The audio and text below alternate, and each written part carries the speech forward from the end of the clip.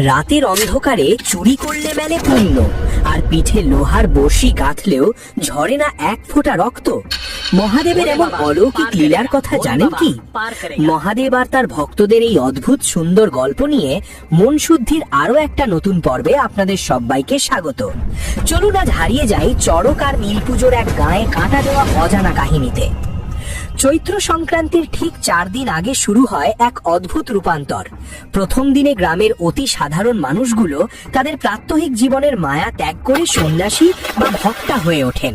নদী বা পুকুরে স্নান সেরে চুল নখ কেটে তারা এক অবিশ্বাস্য কাজ করেন। নিজেদের জন্মগত গোত্র চিরতরে ভুলে গিয়ে 4 দিনের জন্য শিব গোত্র বা রুদ্র গোত্র গ্রহণ করেন। নতুন পৈতে বা উত্তরীয় পরে তারা হয়ে ওঠেন মহাদেবের একেবারে ঘরের লোক।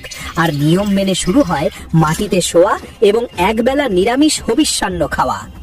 এরপর দ্বিতীয় দিনে শুরু হয় ভক্তির এক কঠিন পরীক্ষা। মহাদেবকে তুষ্ট করতে এই সন্ন্যাসীরা ধারালো বটি, খেজুর কাটা বা জ্বলন্ত কয়লার উপর ঝাঁপ দেন, যাকে বলে ঝাঁপ। কিন্তু আশ্চর্যের বিষয় হলো মহাদেবের অলৌকিক কৃপায় এত কিছুর পরও তাদের শরীরে কোনো আঘাত লাগে না, এক ফোঁটা রক্ত ঝরে না।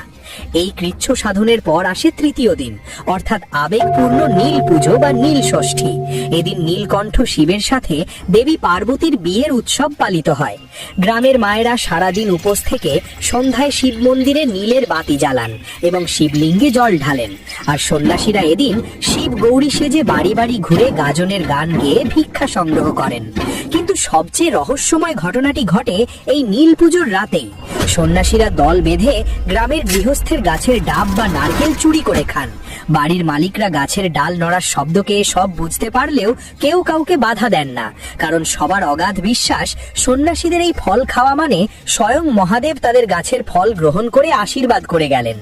এরপর চতুর্থ দিন অর্থাৎ চড়কের মূল দিনে মাঠের মাঝখানে পোতা লম্বা চড়ক গাছে সন্ন্যাসীদের পিঠে লোহার বড়শি গেঁথে দড়ি দিয়ে শূন্যে ঘোরানো হয়, যাকে বলে 1.5 ঝাঁপ। শূন্যে ভাসতে ভাসতে তারা যেন একেবারে কৈলাসে মহাদেবের কাছাকাছি পৌঁছে যান। সব শেষে বিকেলে আসে ঘরে ফেরার পালা। সন্ন্যাসীরা আবার পুকুর ঘাটে গিয়ে জলে স্নান সেরে তাদের ধারণ করা পবিত্র পৈতে ভাসিয়ে দেন।